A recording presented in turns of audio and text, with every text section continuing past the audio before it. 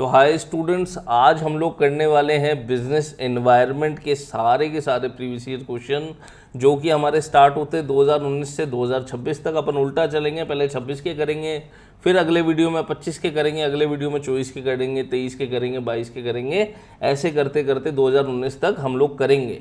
तो हर यूनिट के previous year question अब मैं डालने वाला हूँ आपके लिए, कैटेगराइज करके डालने वाला हूँ, और हम लोग पूरा का पूरा जितने भी प्रीवियस ईयर क्वेश्चन हो रहे सारे कवर करेंगे, कुछ भी नहीं छोड़ेंगे। तो आपसे मेरी रिक्वेस्ट है कि आप लोग इस सीरीज को पूरा थ्रू आउट फॉलो करें ताकि आपको पूरा क्लियर अंडरस्टैंडिंग चीज़ों का हो सके। तो चलिए स्टार्ट करते हैं। तो देखिए स्टूडेंट्स, मैंने ये कोर्स निकाल रखा है मेरे ऐप पे, माँ साहब कॉमर्स क्लासेस के नाम से ऐप है। उस पर कोर्स है, क्या कोर्स है, यूजीसी नेट पेपर 2 कॉमर्स का unit and year wise previous year questions available है। अब आप कहोगे यूनिट एंड ईयर वाइज मतलब क्या? भाई यूनिट कितनी होती है? 10 होती है। पहली यूनिट कौन सी है बताओ? Business environment and international business. चलो इसी का एग्जांपल ले लेते हैं। बिजनेस एनवायरनमेंट इंटरनेशनल बिजनेस में 2019 से 26 तक के जितने पेपर हुए हैं उन सभी पेपर को कितनी शिफ्टें होती है? देखो 19 में तो 19 तक तो ठीक था, 20 के बाद कोरोना आ गया था तो शिफ्टें ऊपर नीचे, अपनी ज़्यादा शिफ्टें भी हुई है। कॉमर्स की 2 से ज़्यादा शिफ्टें भी हुई है, ऐसे भी पेपर हुए हैं। तो अपन को क्या देखना है, कितनी शिफ्टें, जो भी शिफ्टें हुई है, मान लो मेरे हिसाब से 14 पेपर हैं, 14 सेट ऑफ पेपर आएंगे 2019 से लेकर 2026 तक। 14 सेट ऑफ पेपर है। 14 सेट ऑफ पेपर में हर साल कितने क्वेश्चन आते हैं? कभी 10, कभी 12, कभी 13, ऐसे करके क्वेश्चन आते हैं अलग अलग हर यूनिट में से। मानते हो ये बात? हमने क्या किया है, जैसे जनवरी 2026 में आपका पेपर हुआ, तो जनवरी 2026 वाला जो पेपर है उसमें से बिजनेस एनवायरनमेंट इंटरनेशनल बिजनेस के जो क्वेश्चंस हैं उनको उठाया, उनको अलग एक प्रीवियस ईयर क्वेश्चन सीरीज बना दी उसकी। 25 का उठाया दिसंबर का, उसका अलग आ गया, उसका अलग आ गया। मतलब आपको एक पूरा कंबाइंड सीरीज, टेस्ट सीरीज मिल जाएगा जिसमें आप unit by unit, year by year test दे सकते हो। तो बिल्कुल कैटेगराइजेशन कर लिया है। बच्चों को प्रॉब्लम होती थी कि कहाँ से टेस्ट सीरीज खरीदे, क्या करें, किस तरह से ऑथेंटिक है नहीं है। सारे क्वेश्चन मेरे द्वारा चेक्ड हैं, सारे आंसर मेरे द्वारा चेक्ड हैं, यूजीसी के आंसर की से मिलाया गया है, पूरा डिटेल में काम हुआ है। कहीं प्रॉब्लम आया, आप रिपोर्ट का ऑप्शन होता है, रिपोर्ट कर सकते हैं क्वेश्चन को, और 24 घंटे के अंदर उसका सॉल्यूशन हो जाएगा। कोई दिक्कत वाली बात नहीं है। बिल्कुल बढ़िया सीरीज़ है। आप चाहें तो कुछ फ्री पेपर्स भी मैंने डाल रखे हैं, आप वो जाके अटेम्प्ट कर सकते हैं। ऐप का नाम है माँ साहब कॉमर्स क्लासेस। ऐप का लिंक मेरे यूट्यूब पेज पर गिवन है, वहाँ से क्लिक करके आप ऐप पर सीधा पहुँच जाएंगे। ज़्यादा जानकारी के लिए आप मुझे कांटेक्ट कर सकते हैं, ठीक है। तो ये यहाँ तक अपनी बात हो गई कि अपन ने प्रीवियस ईयर क्वेश्चन, और इसमें डिटेल वीडियो सॉल्यूशन भी आपको मिलेंगे। इसमें क्या मिलेगा? डिटेल्ड वीडियो सॉल्यूशन भी आपको मिलने वाले हैं। चलिए, कंप्यूटर बेस्ड टेस्टिंग है, मॉक टेस्ट सीरीज तो होती है, परफॉर्मेंस ट्रैकिंग भी आपकी होगी कि पहले आपने पेपर, अनलिमिटेड अटैम्प्ट्स हैं इसमें। पेपर में मैंने कोई लिमिट सेट नहीं की है कि आप 3 अटैम्प्ट दोगे, 4 अटैम्प्ट दोगे। 1 साल की वैलिडिटी और अनलिमिटेड अटैम्प्ट है, आप आराम से करते रहो। डिटेल वीडियो लेक्चर है, स्टेप बाय स्टेप सॉल्यूशन है। चलिए जी आगे बढ़ते हैं। अब देखिए आज हम लोग क्या करने वाले हैं, बिजनेस एनवायरनमेंट के, किसके? Business environment and international business जो अपना है ना, इसके जनवरी 2026 के सारे प्रीवियस ईयर क्वेश्चन इस वीडियो में कवर करने वाले हैं। तो चलिए देखिए स्टार्ट करते हैं। अब देखिए पहला क्वेश्चन क्या बोल रहा है। अब मैं क्वेश्चन कराऊंगा, आंसर बताऊंगा, क्वेश्चन कराऊंगा, आंसर बताऊंगा। मैं पॉज नहीं लूँगा, टाइम नहीं दूंगा। ये लाइव क्लास नहीं चल रही है, रिकॉर्डेड है।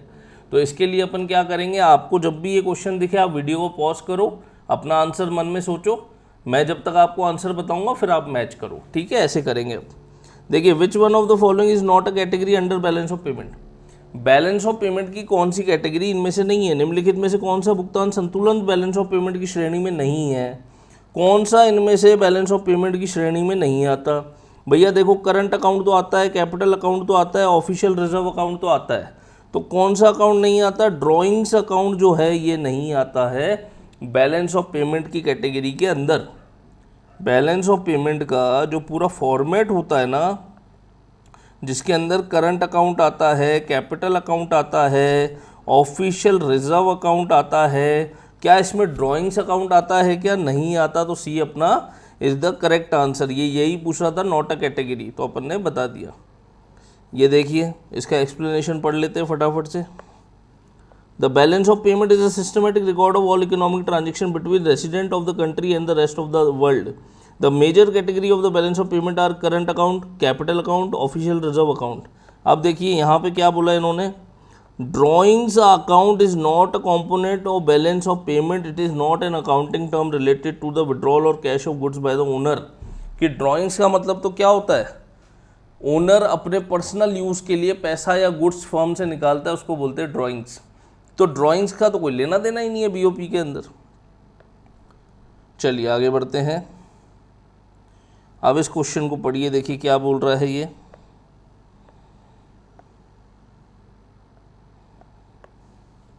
देखिए असर्शन क्या है, Heckscher and Ohlin develop a theory to explain the reason for difference in relative commodity prices and competitive advantage between two nations. दो नेशन के बीच में कॉम्पिटिटिव एडवांटेज की बात इसने करी, ठीक है। आगे क्या बोल रहा है, according to this theory nation can export the commodity whose production requires intensive use of nation relative to abundant and cheap factor of and import the commodity whose production uses intensive use of nation's scarce expensive factor। अब देखिए क्या बोलना चाह रहा है, ये कह रहा है कि आपके पास जो चीज़ है, जिसके लिए आपके पास क्या है, अबंडेंस है। अबंडेंस है, अबंडेंस मतलब बहुतायत, बहुतायत मतलब बहुत सारी क्वांटिटी में आपके पास कोई चीज़ अवेलेबल है। मान लो अपने यहाँ पे चावल दबा के उग रहा है, बढ़िया उग रहा है, मस्त, इंडिया में चावल की कोई कमी नहीं है, चावल ही चावल है। अब मेरे को बताओ, चावल क्या अपन को इंपोर्ट करना चाहिए क्या? नहीं करना चाहिए। हेक्सचर ओनली ने क्या बुलाया था, उसने फैक्टर ऑफ प्रोडक्शन की बात की थी। फैक्टर ऑफ प्रोडक्शन में बोला कि जो फैक्टर तुम्हारे पास ज़्यादा है उसको तो तुम एक्सपोर्ट करो, जो फैक्टर तुम्हारे पास कम है उस वाले गुड्स को तुम इंपोर्ट करो। तो फैक्टर में लैंड, लेबर, कैपिटल, एंटरप्रेन्योर वगैरह वगैरह बहुत सारी चीज़ें आ सकती है। कई किताबों में 4 फैक्टर है, कई किताबों में 7-8 फैक्टर तक है। अब देखिए अबंडेंस, अबंडेंस जिस चीज़ की बहुतायत है, जो चीज़ ज़्यादा है उसको तो आप क्या करो, एक्सपोर्ट करो। और जो चीज़ की कमी है, जिस चीज़ की क्या है, स्केयर है, आप स्केयर रिसोर्सेज है, स्केयर रिसोर्सेज है, उस चीज़ को क्या करो, इंपोर्ट करो। जिस चीज़ की मात्रा ज़्यादा है उसको एक्सपोर्ट करो, जिस चीज़ की कमी है उसको इंपोर्ट करो। तो ये पहली लाइन तो यही बोल रही है, तो असर्शन तो करेक्ट हो गया। अब देखिए इसमें क्या बोल रहा है रीजन में, thus a country with the abundance of cheap labour would import labour intensive product and export capital intensive goods vice versa. अब ये यहाँ पे कह रहा है कि हमारे पास जो चीप लेबर है ना, वो अबंडेंस में अगर हैं, तो ऐसी कंट्री को लेबर इंटेंसिव गुड्स को इंपोर्ट करना चाहिए। अगर मेरी कंट्री में, इंडिया में लेबर बहुत सारी है, तो क्या मैं लेबर को इंपोर्ट करूँगा? भैया ये तो हेक्सचर-ओलिन थ्योरी के खिलाफ हो गया ना। हेक्सचर-ओलिन थ्योरी क्या बोल रही थी, जो फैक्टर ज़्यादा है वो वाले गुड्स बाहर भेजो। और ये क्या बोल रहा है, जो गुड्स ज़्यादा है, जो फैक्टर ज़्यादा है उस गुड्स को इंपोर्ट कर लो। अरे इंपोर्ट थोड़ा ना करेंगे, तो ये तो गलत हो गया। तो रीज़न क्या है, ये गलत हो गया। मतलब आंसर क्या जाएगा, A is correct but R is incorrect, C इसका करेक्ट आंसर हो जाएगा। ये रहा करेक्ट आंसर, इसका सी है। आगे बढ़ते हैं, देखिए देखिए match list with list second, list first को लिस्ट सेकंड से अपन को मैच करना है। क्या बोल रहा है, देखिए सूची फर्स्ट सूची सेकंड मिलान करना है। क्या चीज़ें बोल रहा है, ग्रीन फील्ड इन्वेस्टमेंट। भैया ग्रीन फील्ड इन्वेस्टमेंट नाम सुनते ही समझ में आ रहा है, ग्रीन मतलब हरी हरी नई घास। मतलब क्या है, जब आप किसी नए बिजनेस में इन्वेस्ट करते हैं तो उसे क्या बोलते हैं, ग्रीन फील्ड इन्वेस्टमेंट। तो आपको क्या लग रहा है इसके अंदर नया कहाँ पर है? ये देखिए, overseas investment to create new facility from ground up, विदेश में नई सुविधाओं की स्थापना हेतु निवेश। फॉरेन में मुझे कंपनी डालनी है अपनी खुद की, तो मैं बिल्कुल वहाँ लैंड खरीद रहा हूँ, सब चीज़ें बिल्कुल नया इन्वेस्टमेंट कर रहा हूँ। वो चीज़ किसके अंदर आएगी, थर्ड। तो ए का तो थर्ड हो गया।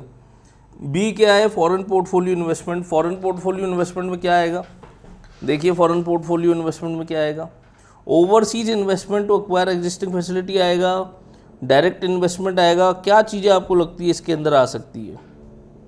देखिए फॉरेन पोर्टफोलियो इन्वेस्टमेंट का मतलब होता है फॉरेन स्टॉक, गवर्नमेंट सिक्योरिटीज़ बाहर इन्वेस्ट करना। तो इसके लिए आएगा invest in foreign financial instrument such as foreign stock, government etcetera, government bond etcetera. अब देखिए सी के अंदर क्या आएगा, forward vertical FDI. Forward vertical FDI का मतलब क्या होता है, भैया मेरा खुद का एक धंधा यहाँ पे चल रहा है, मेरा खुद का एक धंधा शूज़ का बिजनेस यहाँ पे बढ़िया चल रहा है इंडिया के अंदर। मैं चाहता हूँ यार ये माल मेरा अमेरिका में भी बिके, थोड़ा डॉलर में तो कमाऊँ मैं। तो उसके लिए मैंने क्या किया, उसके लिए मैंने अमेरिका में किसी को पकड़ा कि यार ये भी शूज़ के बिज़नेस करता है वहाँ पे, और छोटी ब्रांड है वहाँ, ठीक ठाक इसका डिस्ट्रीब्यूशन चैनल ठीक ठाक है। तो मैं क्या करता हूँ, बड़ी ब्रांड तो अपने पकड़ में आएगी नहीं, वो तो ज़्यादा पैसे लेगी, तो इसको पकड़ता हूँ, इसको बोलता हूँ कि तू मेरा प्रोडक्ट ले और फैला, तेरा प्रोडक्ट तो बेच ही रहा है, इसके साथ मेरा प्रोडक्ट भी बेच। तो ये कौन सी तरह के इन्वेस्टमेंट होते हैं, फॉरवर्ड वर्टिकल एफडीआई बोलते हैं। Overseas invested to acquire the existing facility, किसी की एग्जिस्टिंग फैसिलिटी को अक्वायर करने के लिए जो इन्वेस्टमेंट किया जाता है उसे क्या बोलते हैं, फॉरवर्ड वर्टिकल एफडीआई बोला जाता है। अब देखिए ब्राउनफील्ड इन्वेस्टमेंट क्या है, direct investment overseas aim to sell the output of the firm domestic production process. देखो ब्राउनफील्ड का मतलब होता है पहले से किसी चालू बिजनेस में ही इन्वेस्ट करना, चालू किसी चलते हुए बिजनेस में इन्वेस्टमेंट जब किया जाता है उसे क्या बोलते हैं, ब्राउनफील्ड इन्वेस्टमेंट बोलते हैं। डायरेक्ट इन्वेस्टमेंट होता है ये overseas aim to sell the output of the firm domestic production process, घरेलू उत्पादन प्रक्रिया के उत्पादों को बेचने हेतु विदेश में प्रत्यक्ष निवेश, डायरेक्टली निवेश करना ताकि हमारे प्रोडक्ट बिक सके। इसको और पढ़ लेते थोड़ा सा, देखिए greenfield investment involve creating new facility from scratch. क्या बोला, ग्रीनफील्ड इन्वेस्टमेंट क्या है, न्यू फैसिलिटी क्रिएट करने का काम करती है स्क्रैच से। फिर ब्राउनफील्ड क्या है, brownfield investment involve acquiring existing facility. क्या कीवर्ड आया, अक्वायर करती है एग्जिस्टिंग फैसिलिटी। और फॉरेन पोर्टफोलियो इन्वेस्टमेंट क्या है, refers to the investment in foreign securities. क्या करता है ये, इन्वेस्ट करता है किसमें, फॉरेन सिक्योरिटीज़ में। आगे बढ़ो, फॉरवर्ड वर्टिकल एफडीआई का मतलब क्या होता है, involve investing abroad in distribution और सेल्स एक्टिविटी, किसी और के डिस्ट्रीब्यूशन चैनल को यूज़ करके हम लोग काम करें। तो करेक्ट आंसर क्या आएगा, ए का थर्ड, बी का फोर्थ, सी का फर्स्ट एंड डी का सेकंड। मतलब करेक्ट कौन सा चला जाएगा, ये वाला। Correct answer is a. I hope यहाँ तक क्लियर हो गया होगा। आगे बढ़े, अब बताओ इसके अंदर क्या करें, which of the following is not a core function of WTO। इसमें से कौन सा कोर फंक्शन में नहीं आता, कौन सा कोर फंक्शन में नहीं आता, बताइए क्या लग रहा है आपको। देखिए WTO का कोर फंक्शन नहीं है ये बताना है। Providing a forum for trade negotiation, तो ये तो है, ये तो होता है, ये तो होता है। WTO का कोर फंक्शन ये तो होता है कि नेगोशिएशन का काम करता है ट्रेड के अंदर, तो ये चीज़ तो होती है। चलिए आगे बढ़ते हैं। Administering agreement such as gets, trips, TRIMS. Gets का, ट्रिप्स का, ट्रिम्स का एडमिनिस्ट्रेशन करने का काम करता है क्या, ये भी सही है। Monitoring trade policies, trade policy को मॉनिटर करने का काम करता है क्या, ये भी सही है। Providing concessional loans and financial development, अब बताओ क्या ये लोन देने का काम करता है कि नहीं, लोन देने का काम किसका है, IMF का है और वर्ल्ड बैंक का है, इसका नहीं है। ठीक है, तो आंसर क्या हो जाएगा, डी। अपन को यही तो बताना था कि कौन सा WTO का कोर काम नहीं है, तो हमने बता दिया। आगे बढ़ते हैं, आगे देखो, अब possible cost of FDI to the host country. Host country and home country समझ लो पहले फटाफट से, ये दूसरा क्वेश्चन है।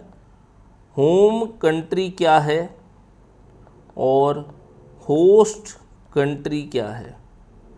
ठीक है, होस्ट कंट्री मतलब जहाँ पर इन्वेस्टमेंट हो रहा है, जहाँ इन्वेस्टमेंट हो रहा है, और होम कंट्री वो है जो इन्वेस्ट कर रहा है, जो व्यक्ति इन्वेस्ट कर रहा है वो तो है होम कंट्री, जहाँ इन्वेस्टमेंट हो रहा है वो है होस्ट कंट्री। मतलब मैंने इन्वेस्ट किया जापान में, मैं इंडिया का आदमी, मैंने इन्वेस्ट किया जापान में, तो होम कंट्री होस्ट कंट्री कौन सी होगी? मेरे लिए होम कंट्री होगी इंडिया और होस्ट कंट्री कौन सी होगी? जापान। ठीक है, यहाँ तक क्लियर। अब क्या बोल रहा है? Possible cost of FDI to the host country is, host country जो एफडीआई करवाती है ना, फॉरेन डायरेक्ट इन्वेस्टमेंट करवाती है ना, इसके लिए उसकी कौन सी कॉस्ट है, यानी क्या नुकसान उसको हो रहा है एफडीआई करवाने से। फ़ायदे तो होते हैं लेकिन क्या कोई नुकसान भी होता है क्या? तो नुकसान बताना है अपन को। क्या बोल रहा है देखो, नुकसान के अंदर ये 4 चीज़ें दिए, आएगी कौन सा नुकसान है। आगे बोला है एम्प्लॉयमेंट अपॉर्चुनिटीज में increase in short run but long run competitiveness will reduce. Employment opportunity में इंक्रीज, एम्प्लॉयमेंट अपॉर्चुनिटी बढ़ेगी क्या एफडीआई होने से? बढ़ेगी, सही बात है। In short run, short run में तो बढ़ेगी, सही है। आगे बोल रहा है but long run competitiveness will be reduce. क्या लॉन्ग रन में कॉम्पिटिटिवनेस कम हो जाएगी क्या? यानी मान लो यहाँ पे होंडाई आया, टोयोटा आया और होंडा आया, अपने पहले कौन थे? टाटा और महिंद्रा थे, इंडियन तो यही हैं 2 जने। अब मुझे ये बताओ, ये सब लोग जब आए हैं, होंडाई, क्रेटा, होंडा, टोयोटा, ये आए हैं, एमजी, तो अपना जो बिज़नेस है वो बड़ा है कि कम हुआ है? यानी जो इंडियन डोमेस्टिक प्रोड्यूसर है टाटा का और महिंद्रा का, ये बड़ा है कि कम हुआ है? भाई कंपटीशन बड़ा है कि कम हुआ है? ये कह रहा है कंपटीशन कम हो रहा है, कंपटीशन विल बी रिड्यूस। अरे टोयोटा होंडाई के आने से क्या कंपटीशन रिड्यूस हो जाएगा? नहीं, बढ़ेगा यार कंपटीशन। तो ये तो गलत हो गया। आगे देखो, technology transfer always lead to the dependency and no local innovation gets encouraged. क्या बोल रहा है? Technology transfer always leads to dependency. ठीक है, आगे बोलो, and no local innovation gets encouraged. क्या ये बात सही है क्या कि भाई दूसरा बंदा एक कंट्री से आया, उसने टेक्नोलॉजी ट्रांसफ़र कर दी और उससे क्या हुआ? डिपेंडेंट हो गए हम उसकी टेक्नोलॉजी पे, और फिर हमने क्या किया? हमारे यहाँ पे कोई इनोवेशन नहीं हुआ। नहीं, ऐसा होता नहीं है सर, ऐसा नहीं होता। अगर कोई टेक्नोलॉजी आ भी गई है तो टेक्नोलॉजी इतने लेवल पे अपग्रेड होती जाती है कि आपके देश में भी बहुत सारी पॉसिबिलिटी है कि आप टेक्नोलॉजी और डेवलप कर सकते हो। आगे देखो, repatriation of profit may lead to the capital outflow. अच्छा, ये चीज़ समझो, लाभ प्रॉफिट की स्वदेशी वापसी को बोलते हैं रिपार्टेशन, से पूंजी के बहिर्गमन कैपिटल आउटफ्लो हो सकता है। वापस समझना मेरी बात को। मैंने जापान में इन्वेस्ट किया, इंडिया से एक आदमी ने कहाँ पे इन्वेस्ट किया? जापान में, सही है। मैंने पैसा लगाया तो पहले तो इंडिया को नुकसान हुआ कि यार ये इतना सारा इंडियन रुपी जो है वो लगा दिया कहाँ पर? जापान में। फिर मैंने जापान से प्रॉफिट कमाया पैसा लगा के, वो प्रॉफिट जो है उठा के मैं ले आया कहाँ पर? इंडिया में। वो प्रॉफिट उठा के मैं ले आया इंडिया में। जब मैं इंडिया में वो प्रॉफिट लाया तो इंडिया को फ़ायदा हो गया और जापान को नुकसान हो गया। जापान होस्ट कंट्री की बात कर रहे, क्या होस्ट कंट्री को नुकसान हुआ? नहीं हुआ, बिल्कुल, क्योंकि उसकी जो करेंसी है वो उसके देश से अगर बाहर ज़्यादा जाएगी तो उसको नुकसान होगा। तो बिल्कुल सही है, ये अपना करेक्ट आंसर है। Repatriation of profit may lead to capital outflow, yes. चलो आगे देखो, FDI inflow always worsen the host country's BOP position.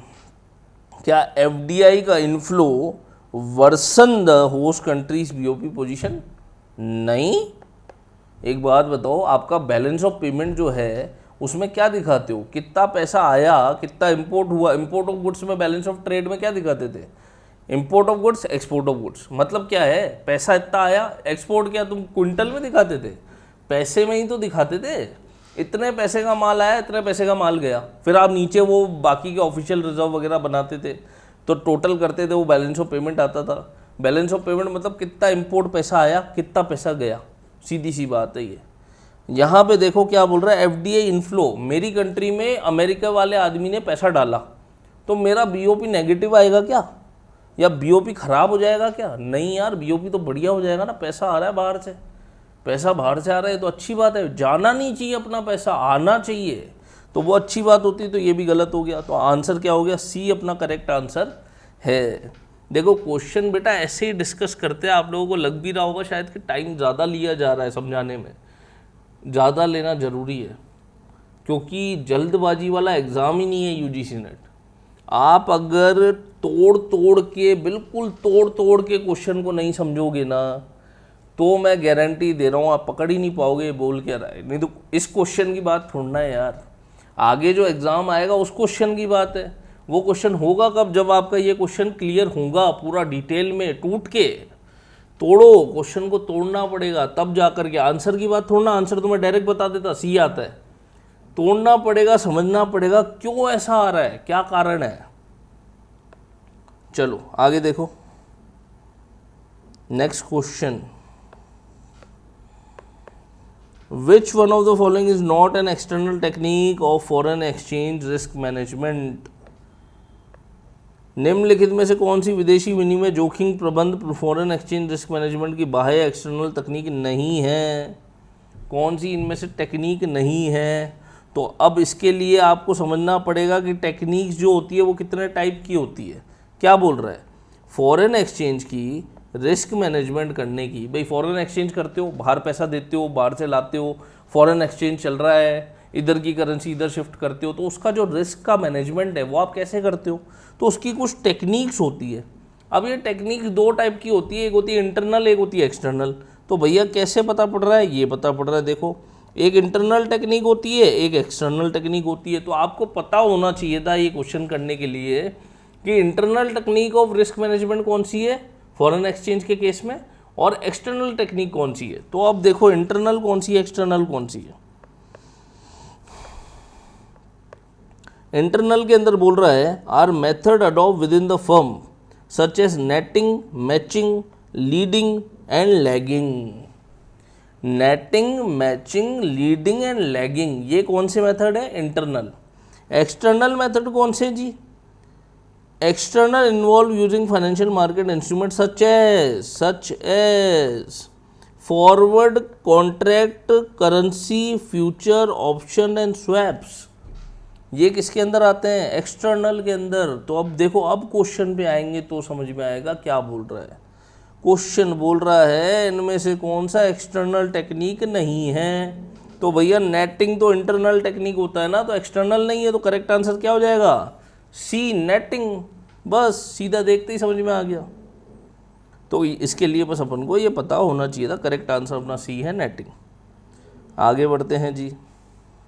अब देखिए next question, the balance of payment is a comprehensive record of economic transaction, which of the following statement is correct regarding the BOP. क्या बोल रहा है, the balance of payment is a comprehensive record of economic transaction, which of the following statement is correct regarding BOP. इनमें से कौन सा statement जो है वो करेक्ट है बीओपी के रिगार्डिंग, ये अपन को बताना है। अब इसके लिए अपन क्या करेंगे, देखिए पढ़ते हैं कि को includes only export and imports of goods and services. अरे भैया बैलेंस ऑफ पेमेंट के ऊपरी पोर्शन में imports of goods plus export of goods को इंक्लूड किया जाता था, जिससे बोला जाता था balance of trade, BOT, balance of trade. तो ये तो बैलेंस ऑफ ट्रेड है, ये बीओपी की तो बात ही नहीं है। आगे देखो, is always balance because every credit entry has a corresponding debit entry. हाँ जी बिल्कुल सही है, balance of payment double entry system पर आधारित है।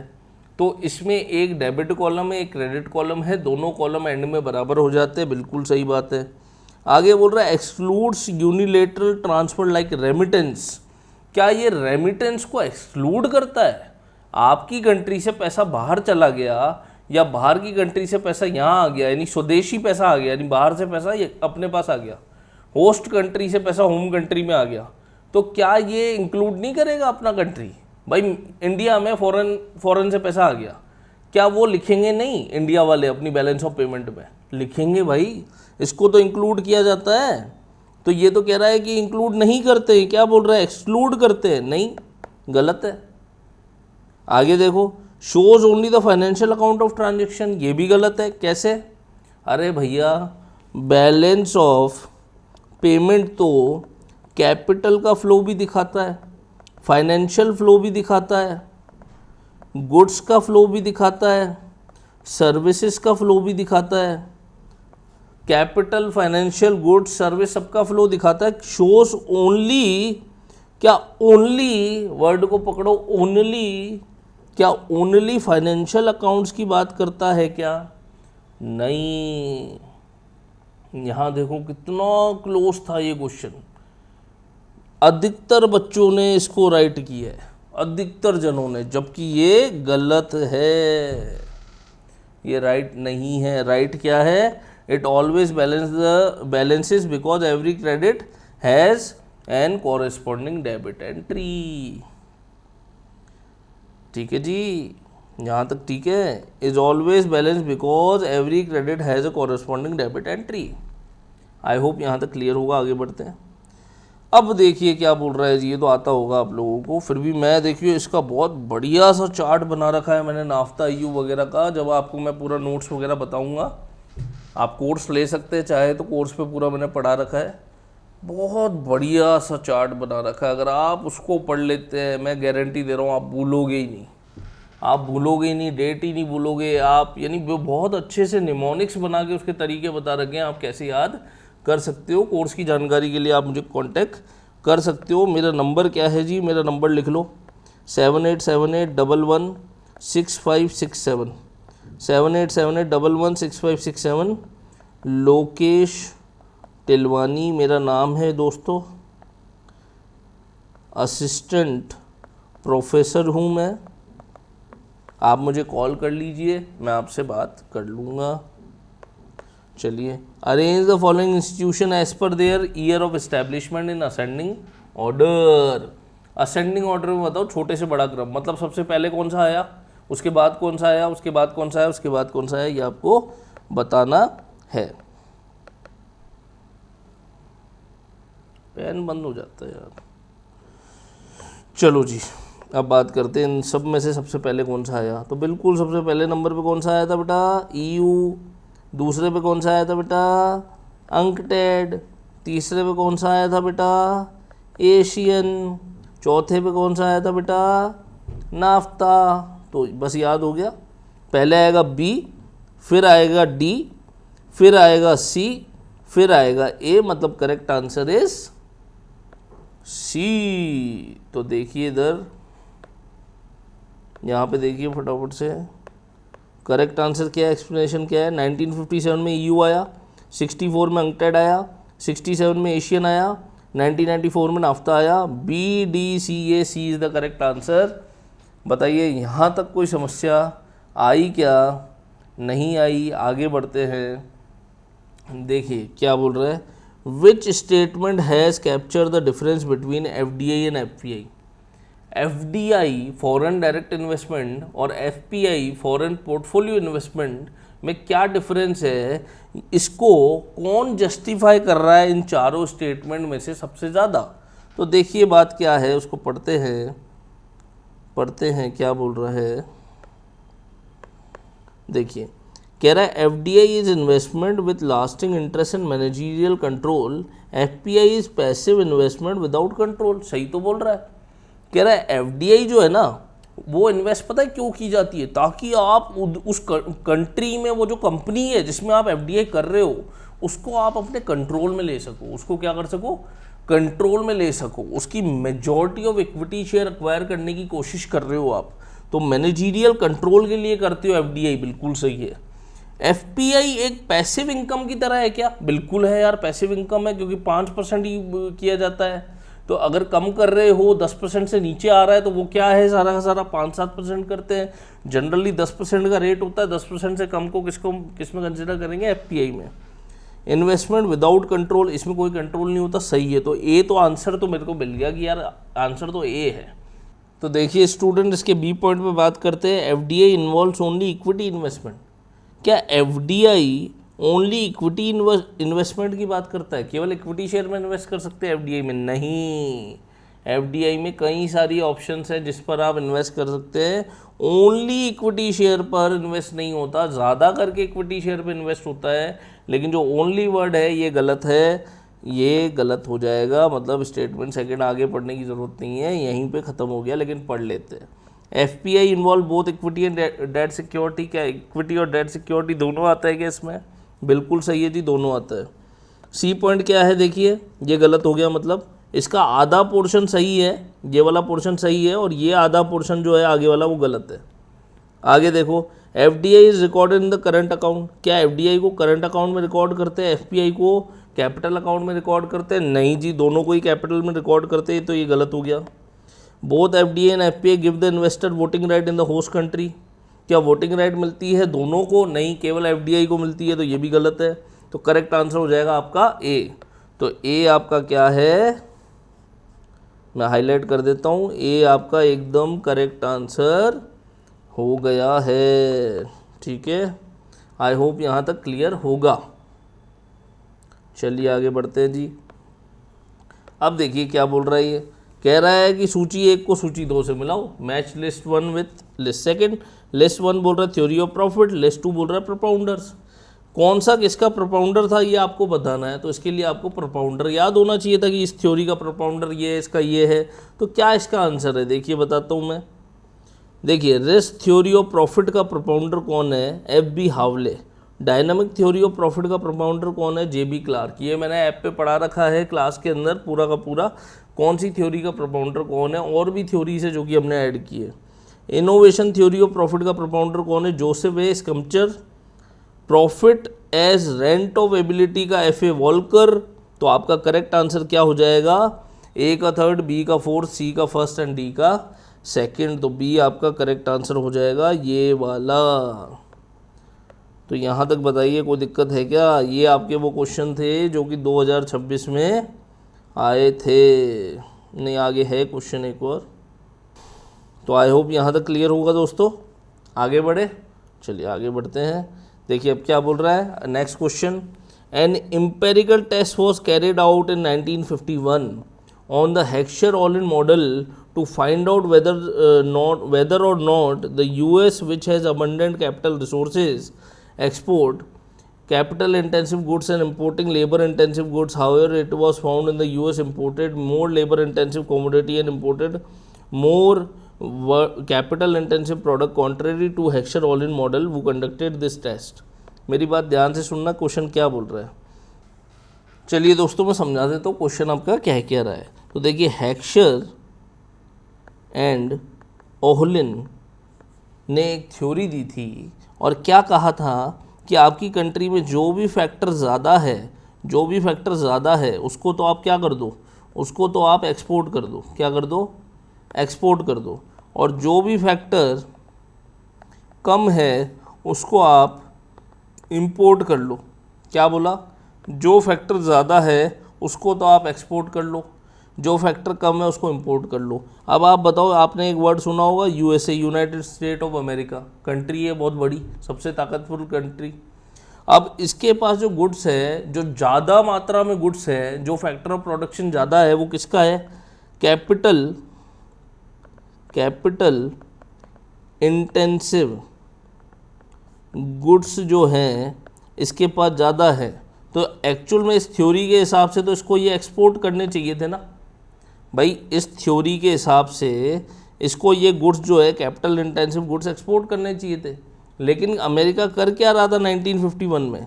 1951 में ये एक्सपोर्ट नहीं कर रहा था, इनको इंपोर्ट कर रहा था। और जो लेबर इंटेंसिव गुड्स है, मैं शॉर्ट में लिख रहा हूँ LIG, लेबर इंटेंसिव गुड्स, इनको ये क्या कर रहा था? एक्सपोर्ट कर रहा था। लेबर इंटेंसिव गुड्स को एक्सपोर्ट कर रहा है और क्या कर रहा है? लेबर इंटेंसिव कैपिटल इंटेंसिव जो गुड्स हैं उनको क्या कर रहा है? इंपोर्ट कर रहा है। तो उल्टा काम कर रहा है, हेक्सचर-ओलिन थ्योरी के बिल्कुल अपोजिट। तो इसके अंदर क्या बात निकली?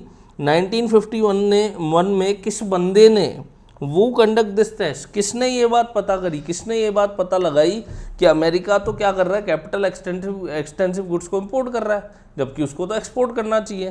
तो फिर पता चला कि यार ये तो हेक्सचर-ओलिन थ्योरी के खिलाफ जा रहे हैं, अलग चीज़ कर रहे हैं। और अलग हो रहा है क्योंकि इकोनॉमी थ्योरीज के हिसाब से थोड़ा ना चलती है। इकोनॉमी तो प्रैक्टिकलिटी, डायनेमिक इन्वायरमेंट के अंदर चलती है। तो ये पता लगाया था आपका वासली लियोनटिफ ने। किसने पता लगाया था?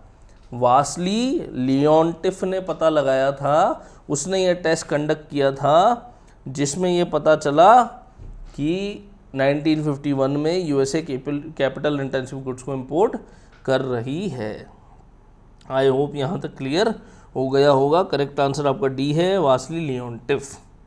चलिए बेटा नेक्स्ट क्वेश्चन में आते हैं। देखिए, इंडिया का पार्टिसिपेशन सार्क में और Asian trade pacts primarily reflect, Asian में और सार्क में जो इंडिया का पार्टिसिपेशन है वो क्या रिफ्लेक्ट करता है, which level of regional economic integration को रिफ्लेक्ट करता है।